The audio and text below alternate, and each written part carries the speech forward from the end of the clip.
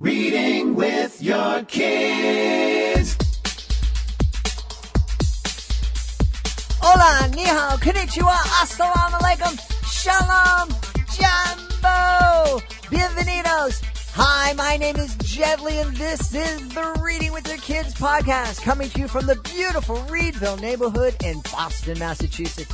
We have a wonderful guest for you today. Well, we have a wonderful guest at every show. That's why we want you to subscribe to the show. Our guest today is Brooke Van Sickle. She is the creator of the Journey to Kidlit blog. It's a great resource for parents. It's also a great resource for children's authors. You know, I said that the Journey to Kidlit blog is a great resource for parents and for authors. I think that My Educational Magic Show, We Choose Respect, is a great resource for any school, for any community looking to create a safe, caring, bully-free school. A place where everybody feels respected. A place where everybody feels safe.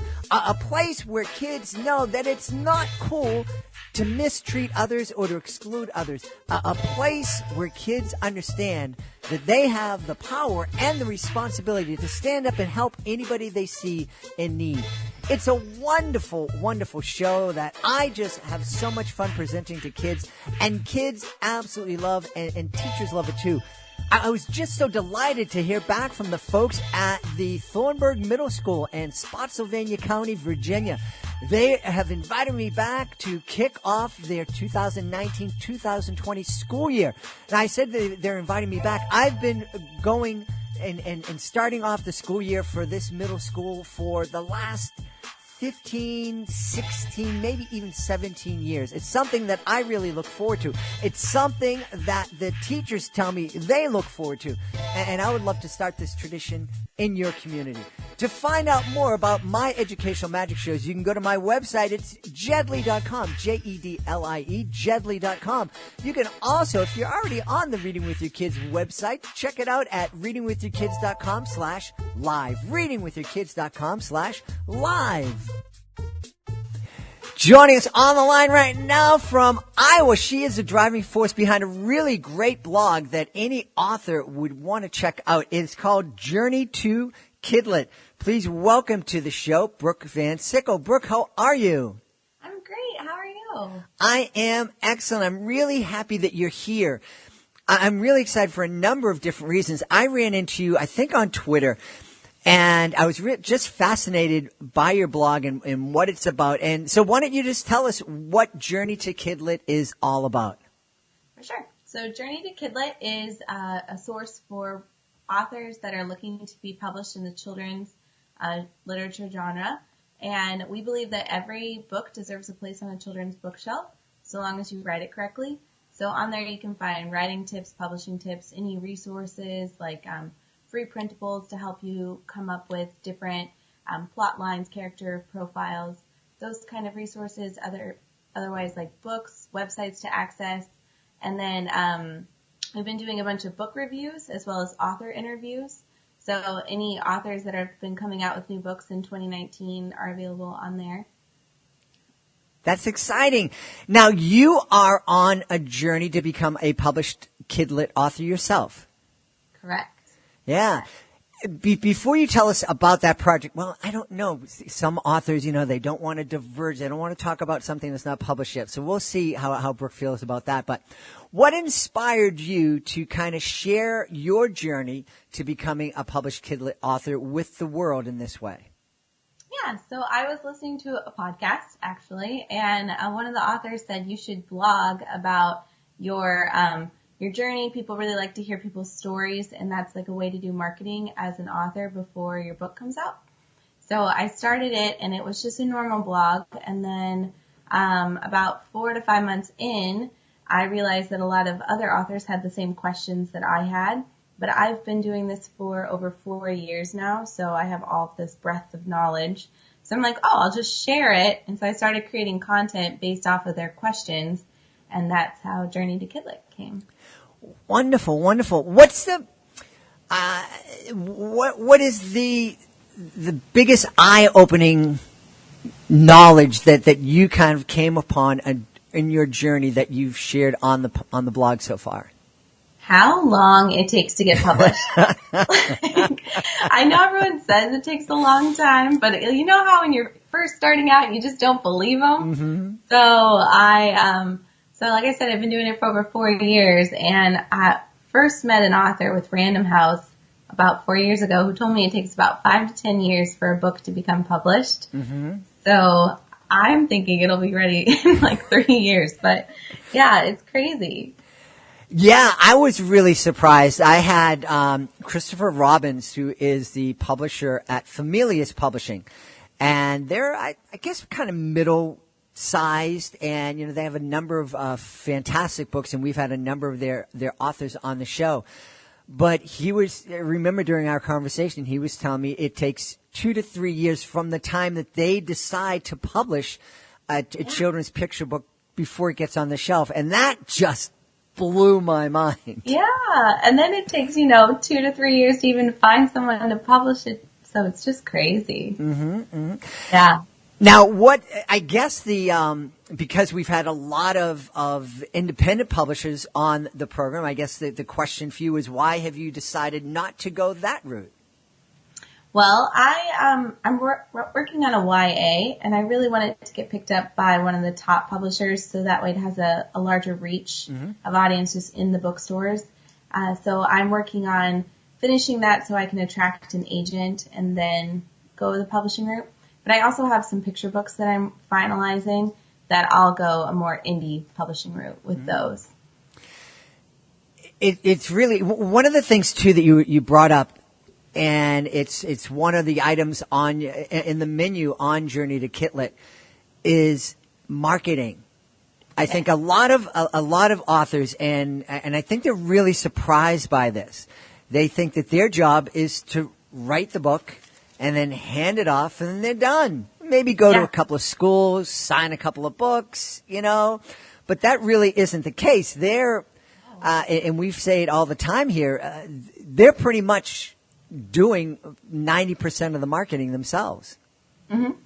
Yes, especially with a smaller house, you do like almost 100% yourself, and you have to be prepared with that. But even if you get picked up by one of the bigger publishing houses, you still don't get any marketing help. So in that tab, we have like resources, because there's so many free options, especially with social media, that you can do to share if you have a limited budget, but then also just ways to get the knowledge out there and how you can create like a launch team or things like that, especially if you're going with the self-publishing, because reviews matter so much on Amazon to really get your book up there. Mm-hmm, mm-hmm. Yeah. Yeah, exciting. It's exciting, intimidating, yes, and just kind of mind blowing. I know my daughter is in the music industry, and she's in the business end of the music industry, and this is something she also shares with the artists that she works with, is, the days of, just kind of sitting back and being that carefree artist, just kind of making your art and putting it out there and seeing what happens.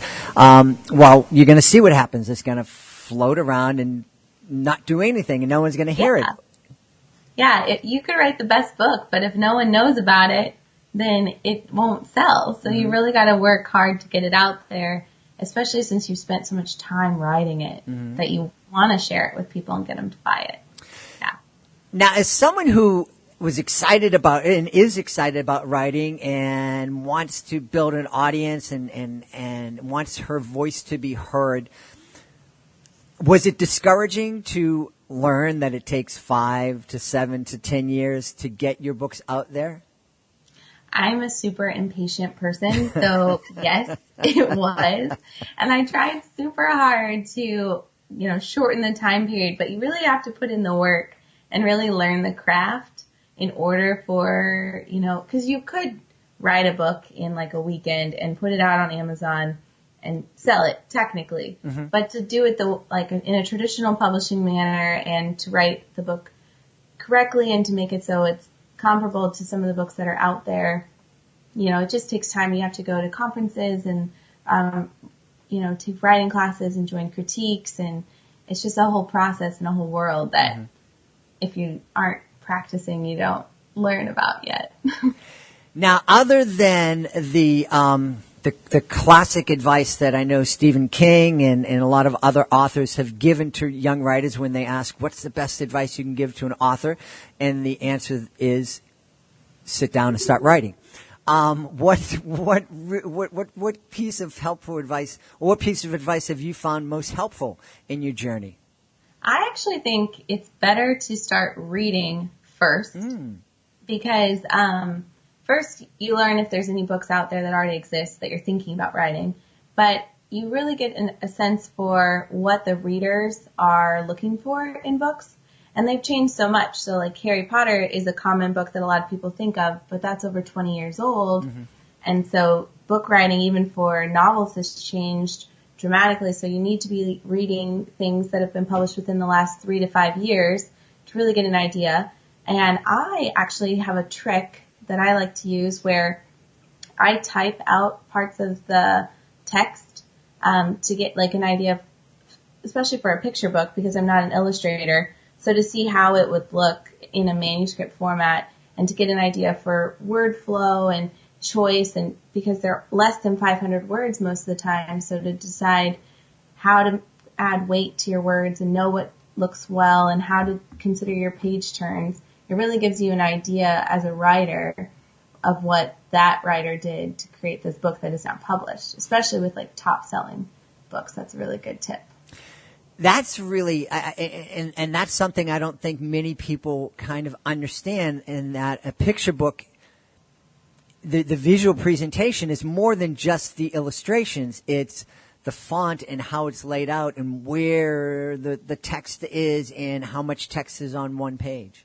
Yeah, and when you're a writer of picture books and you don't do the illustrations, you actually just hand in a Word document that just has, the words normal size, mm-hmm. indented Romans size 12 font. So you have to envision that yourself, and some people create fake dummies where you get an idea of how you would place them on the books and how you would have spreads, but you still have to turn in that Word document. So how would you do that, and how do you convey your voice? So it's fun if you take a real book and try to write it out as if you were the author of that. Mm-hmm. And it's interesting. One of the things that I've been fascinated of learning is, my wife is a teacher, and she teaches young kids, and she teaches kids with special needs. And here at the podcast, we get literally inundated every time I go to the post office. It's like they get annoyed with me because it's the little yellow slips in the post office box because the books that I'm getting don't fit in the post office, and there's a dozen every time I go there. And I bring them back, and I thought initially when I heard that, picture books are 500 to 600 words max. I thought that wasn't a lot, but then I look at my wife, and she'll pick up the books, and she'll literally, before she even reads them or even reads the title, she'll just look to see how many words are there. And there's a lot of books that she just too many words, my kids can't deal with this. And, and it's just... It could be the best book in the world, the most interesting, fascinating, but because it doesn't meet that criteria for my wife and her kids and her needs, it goes out. It's not even considered. Exactly, yeah. And a lot of us, we don't have the high attention span to sit there for a long period. So if you're teaching a kindergarten class, you don't want to read paragraphs on a page. You want to read a couple quick words and flip the page. So you have to really shorten your sentences if you're going to write picture books. Mm-hmm. Now, you have been reviewing lots of books on your your blog, Journey to Kidlit. What are some of the favorite books that you've been writing about recently?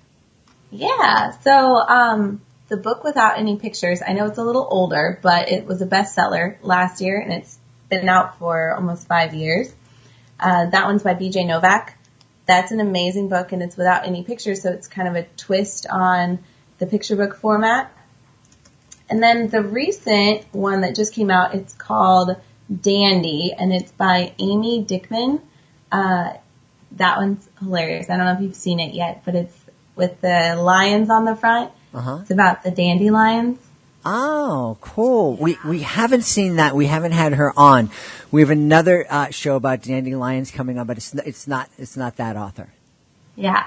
No, this one's, it's cute because one of the little lions has has a pet dandelion, and the dad is trying really hard to keep his lawn very clean and pristine. And no one wants dandelions on their lawn, so it's all about that. Cool. Yeah. What are you noticing any themes or any kind of styles of picture books that you really enjoy? Style-wise, I really like the short, snappy, and more humorous books. So like Tammy Sauer, her books, Wordy Birdie, those kind of things. Even though they teach a message, they're a little more upbeat and they're fun to read. But I know that there's a lot of trends right now with strong women or own voices. And like Dreamers was a really big book, and that one's by Yuyi Morales. And it's all about her journey, her immigration story. And that's really beautifully done. And then Julian as a Mermaid was a big one.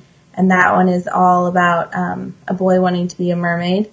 And that one's written and illustrated by Jessica Love. Those are some really good ones that are a little softer, a little more on a serious tone. But yeah, I really liked those. And those are on the book review on our blog, too. Awesome. Now, I kind of hinted at this earlier on, and I hadn't asked Brooke before the show if she wanted to talk about some of the books that she's working on, give us a preview. But what about it? Are you open to sharing some of your works in progress? Yeah, so I'm working on a YA right now that is essentially a twist on the Little Mermaid fairy tale, but mixed with like Mean Girls. So my character goes to fashion school, and she has to figure out how to live on land and keep that secret from everyone. So that's what I'm working on the most. And then I have about 7 different picture book topics that I'm trying to work with math and STEM, and then a couple of twists on common tales or a couple of mysteries. But I'm working on the picture book side. Awesome. Yeah. Have you always had a dream to be an author? I did. Ever since I was a kid, I used to write all the time, and we would have competitions to see who could write the longest stories in elementary school.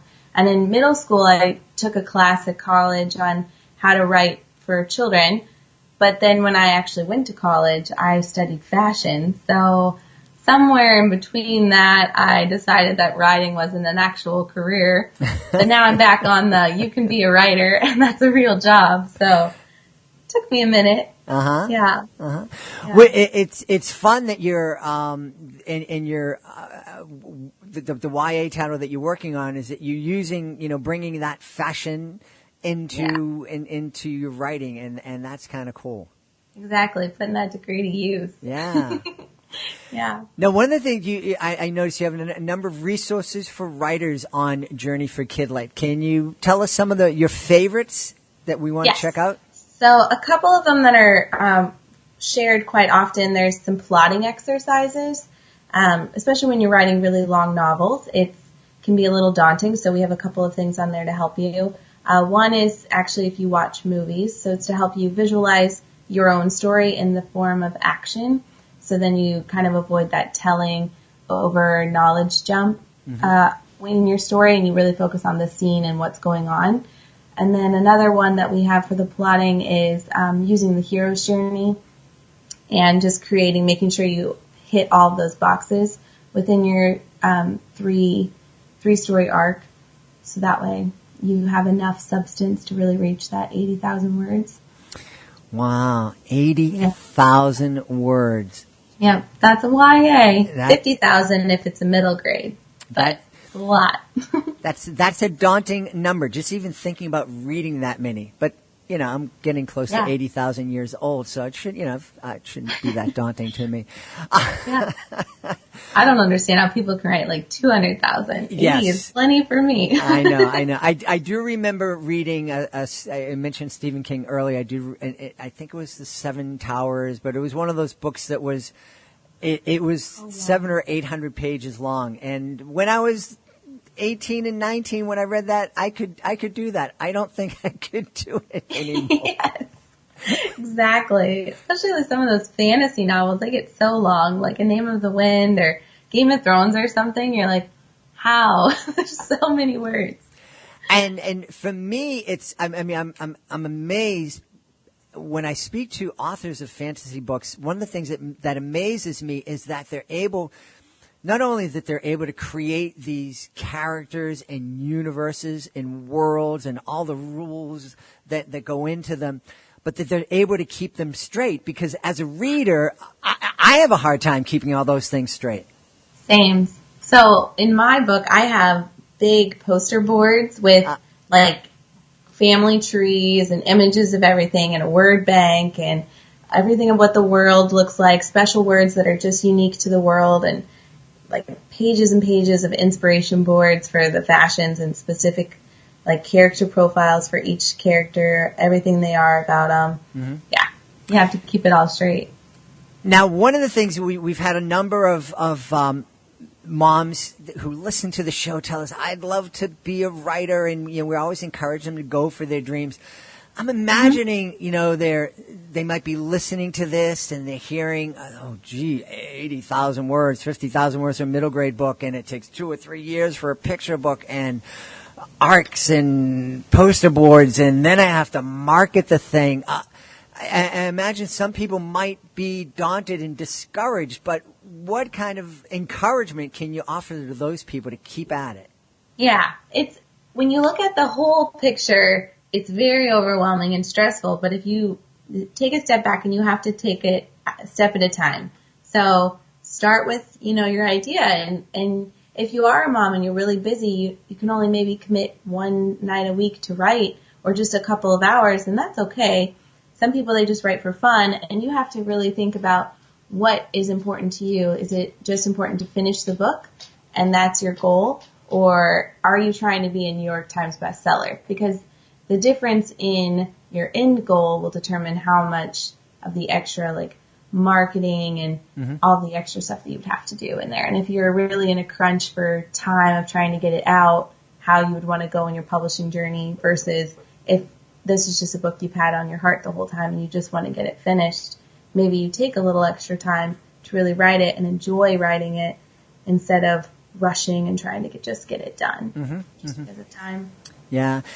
And because it sounds like from speaking to you and from speaking to a number of different authors, that whole process of creating the book and writing it, it's its own reward in a lot of ways. Yes, exactly. Like, we're all writers because we love to write, and we just have to remember that. I went to a festival recently, a book festival, and a writer said, separate the person who's writing the book from the person who wants to get it published. Because, you can get so wrapped up and stressed and worried about publishing your book that you forget to enjoy why you started it to begin with. And to really just enjoy writing it, get it done, take the time it needs to take, and write a really good product, and then focus on the marketing and the publishing and all of that. Fantastic. And it's one of the beautiful things about writing a book is that it's there forever. It's a legacy. It's something that you can leave to your kids and to your grandkids and your great-grandkids. Exactly, yes. And you can have it on your own bookshelf. There you go. It doesn't have to be a New York Times bestseller. It can be your family's bestseller, your family's favorite book. And that's a wonderful thing to leave to your kids and grandkids and all the other generations to follow. Exactly. Well, speaking of following, I know people are going to want to follow you. So where can they find Journey to Kidlit and learn more about Brooke Van Sickle? So on social media, I'm easy. It's at Journey to Kidlit on everything. So Facebook, Twitter, Instagram.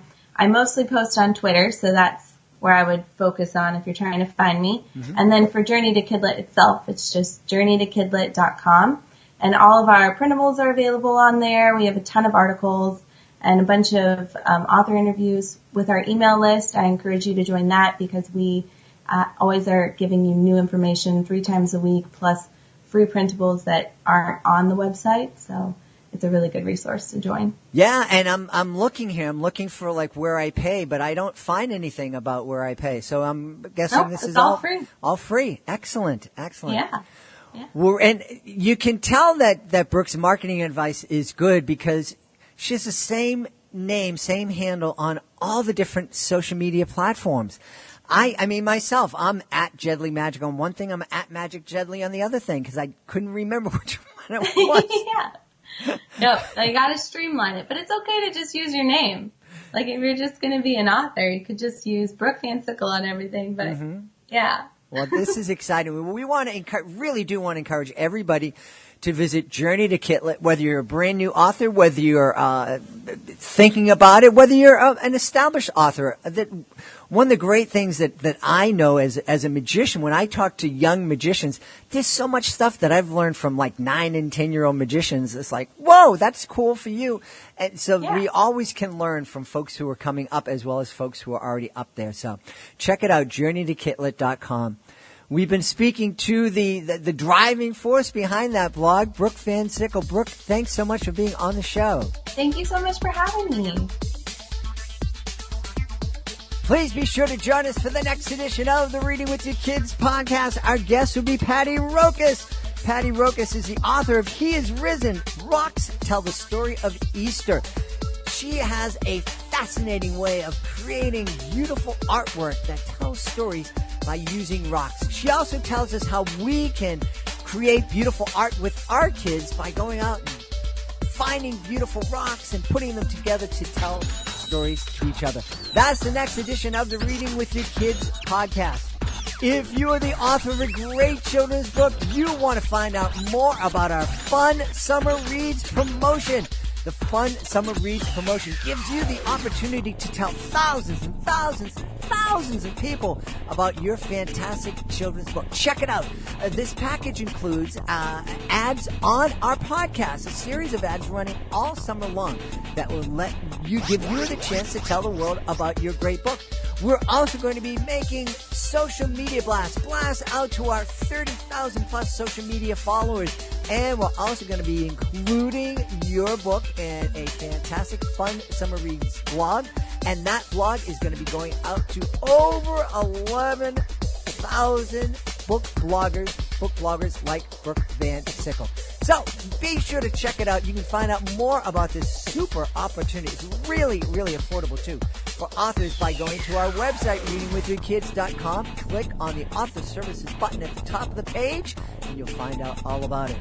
Hey, I want to thank Brooke Van Sickle for being here today. Check out her journeytokidlit.com blog. We also want to thank my amazing producer, Fatima Khan. I want to thank my beautiful wife. And I want to thank you. Thank you so much for taking the time to join us today. And as always, thank you so much for taking the time to make the world a better place by reading with your kids. I'll be looking for the next edition of the Reading with Your Kids podcast.